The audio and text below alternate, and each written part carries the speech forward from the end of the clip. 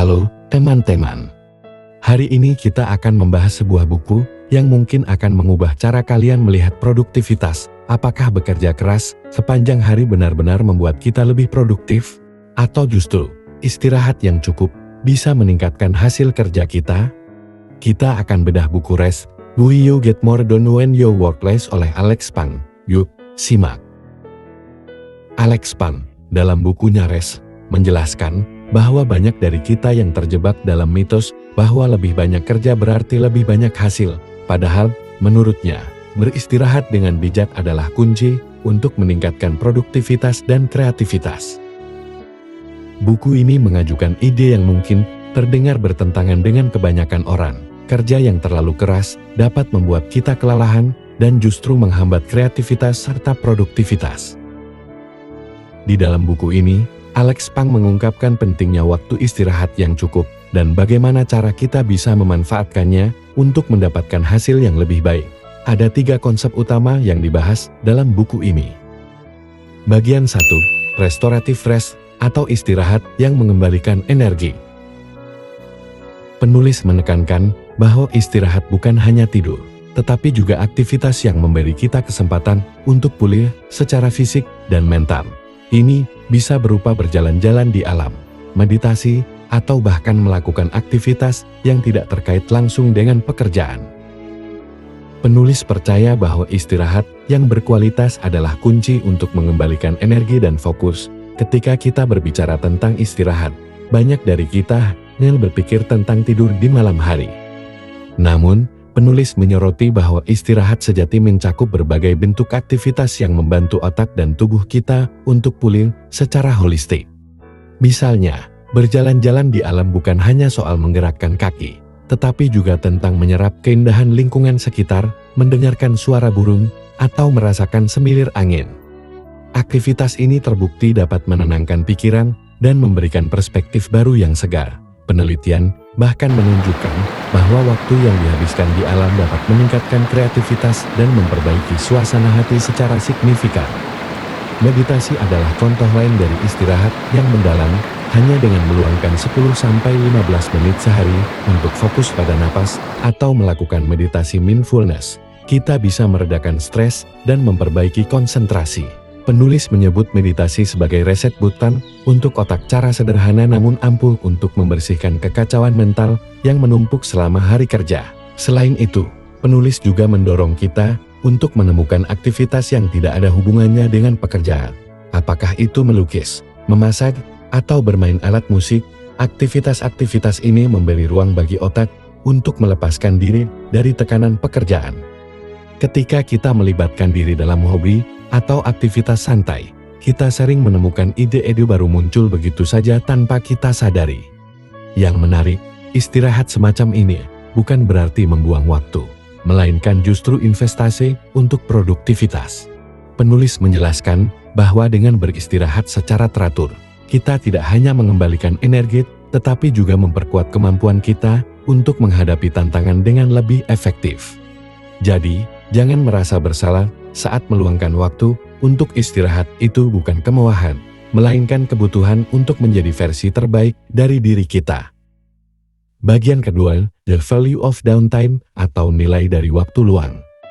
Waktu luang yang produktif bukan berarti saat kita sedang mengerjakan pekerjaan, sebaliknya, waktu luang memberi kita ruang untuk berpikir kreatif, merenung, dan menemukan solusi baru untuk masalah. Di tengah hiruk-pikuk jadwal yang padat, seringkali kita merasa bersalah jika tidak sedang menghasilkan sesuatu. Namun, Alex Pang mengingatkan bahwa waktu luang bukanlah musuh produktivitas. Sebaliknya, waktu luang adalah ruang penting bagi otak kita untuk bernapas, melepaskan diri dari tekanan, dan percaya atau tidak menjadi lebih kreatif. Bayangkan otak kita seperti ladang, jika terus-menerus diolah tanpa henti, tanahnya akan kehilangan kesuburannya. Begitu pula otak kita, saat kita memberikan waktu luang yang berkualitas, itu seperti menyuburkan ladang dengan air dan pupuk, memungkinkan ide-ide baru tumbuh tanpa paksaan. Ketika kita meluangkan waktu untuk merenung, pikiran kita memasuki mode default network. Ini adalah keadaan di mana otak bebas berkeliaran, menghubungkan ide-ide yang tampaknya tidak terkait.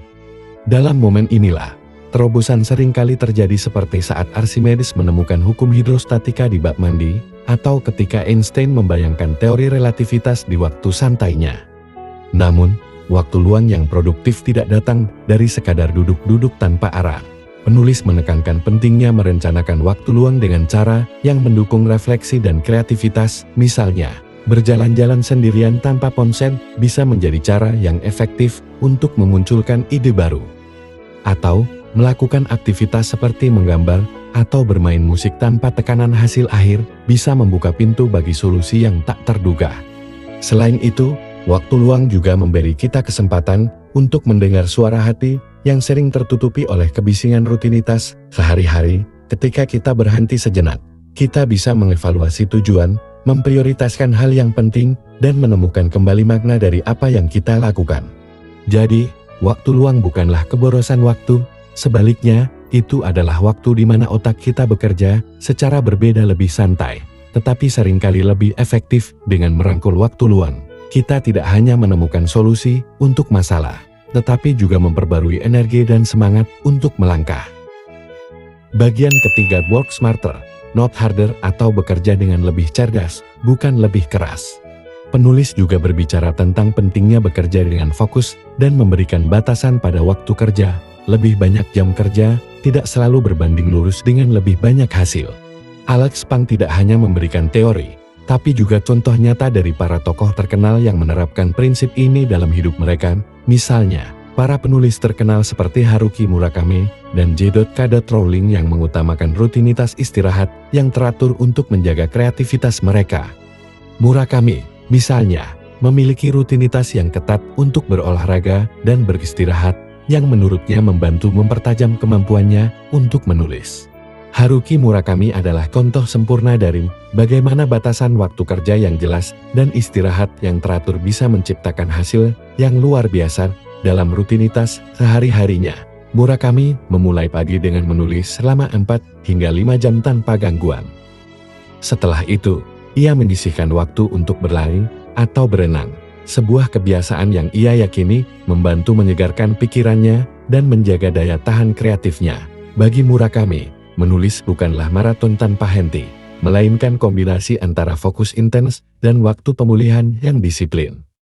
Menulis adalah pekerjaan fisik seperti halnya mental. Tubuh yang sehat adalah fondasi bagi kreativitas. Begitu juga dengan J.K. Rowling, penulis legendaris novel Harry Potter. Meskipun dikenal sebagai seorang pekerja keras, Rowling juga memahami pentingnya istirahat.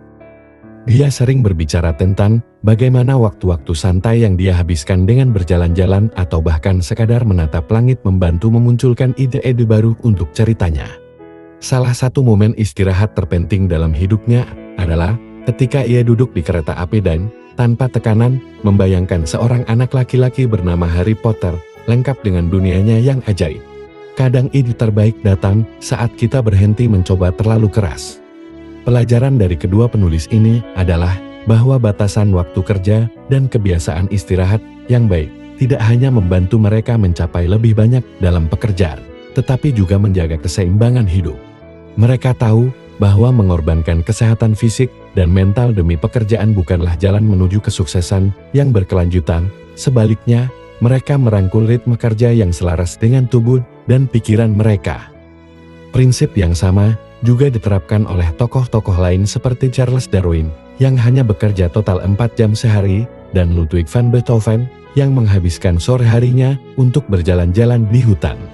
Jadi, jika mereka yang menciptakan karya monumental saja mengandalkan istirahat untuk produktivitas, mengapa kita tidak mulai melakukan hal yang sama? Bagaimana caranya kita bisa mengintegrasikan istirahat yang produktif ke dalam kehidupan sehari-hari? Berikut beberapa teknik yang bisa kalian coba. Pertama, the 90-minute work block. Alih-alih bekerja selama berjam-jam tanpa henti, Tang merekomendasikan bekerja dalam blok waktu 90 menit. Setelah itu, beristirahatlah selama 20 menit. Ini memberikan otak waktu untuk memulihkan energi. Mengapa 90 menit? Penulis mendasarkan rekomendasinya pada penelitian tentang ultradian rhythms, yaitu siklus alami tubuh yang berlangsung sekitar 90 menit. Dalam siklus ini, otak kita mampu bekerja dengan fokus maksimal sebelum akhirnya mengalami kelelahan. Setelah 90 menit bekerja intens, otak membutuhkan jeda untuk memulihkan energi, memproses informasi, dan bersiap untuk tugas berikutnya. Istirahat 20 menit yang diusulkan bukanlah waktu untuk merasa bersalah atau membuang-buang waktu, sebaliknya, ini adalah kesempatan emas untuk memperbarui fokus dan mengisi ulang tenaga. Anda bisa menggunakan waktu ini untuk berjalan-jalan, melakukan peregangan ringan, atau bahkan sekadar duduk sambil menikmati teh atau kopi. Apa manfaatnya? Strategi ini tidak hanya membantu kita tetap produktif, tetapi juga melindungi dari burnout. Dengan memberi otak kesempatan untuk beristirahat secara teratur, kita dapat menjaga tingkat energi sepanjang hari. Penelitian menunjukkan bahwa bekerja dalam blok waktu ini seringkali menghasilkan kualitas kerja yang lebih baik, bukan hanya kuantitas. Bagaimana menerapkannya? Untuk memulai, cobalah gunakan timer atau aplikasi khusus produktivitas seperti Pomodoro Timer, tetapi sesuaikan durasi dengan format 90 menit bekerja dan 20 menit istirahat. Ketika Anda tahu ada waktu istirahat yang akan datang, Anda lebih mungkin fokus sepenuhnya pada tugas Anda tanpa terganggu.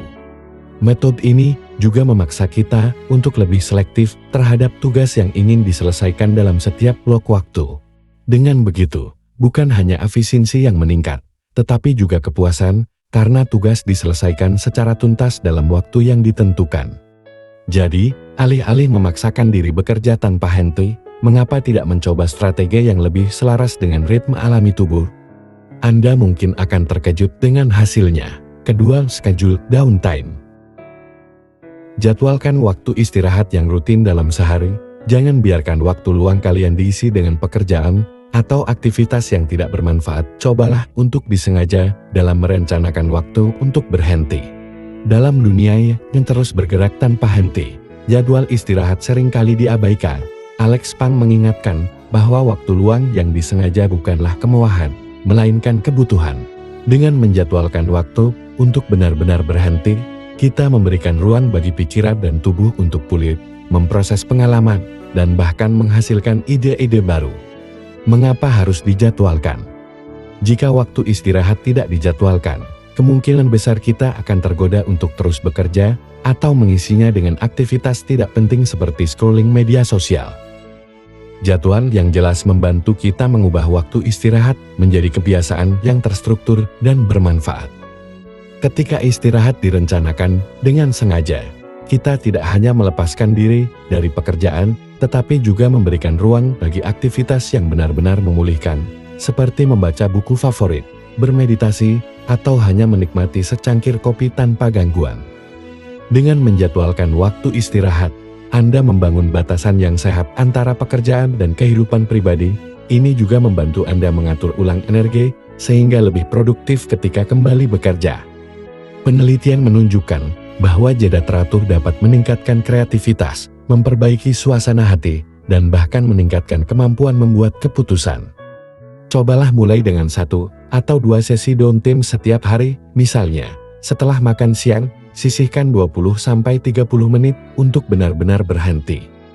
Matikan ponsel, tutup laptop, dan lakukan sesuatu yang membuat Anda merasa rileks. Setelah terbiasa, tambahkan sesi downtime di pagi atau sore hari untuk memperkuat kebiasaan ini. Ingat, downtime bukan sekadar waktu kosong, melainkan investasi untuk kesehatan fisik, mental, dan produktivitas Anda. Jadwalkan, nikmati, dan rasakan dampaknya. Jadi, kesimpulan dari buku ini adalah, istirahat yang bijak bukan hanya penting untuk kesehatan fisik, tetapi juga untuk meningkatkan kreativitas dan produktivitas kita. Jangan takut untuk mengambil jeda, karena waktu istirahat yang berkualitas bisa jadi kunci untuk hasil kerja yang lebih baik. Terima kasih sudah menonton. Semoga tips dan pembahasan buku ini membantu kalian dalam bekerja lebih efisien. Jangan lupa like, share, subscribe, dan tinggalkan komentar untuk lebih banyak konten seperti ini. Sampai jumpa di video berikutnya.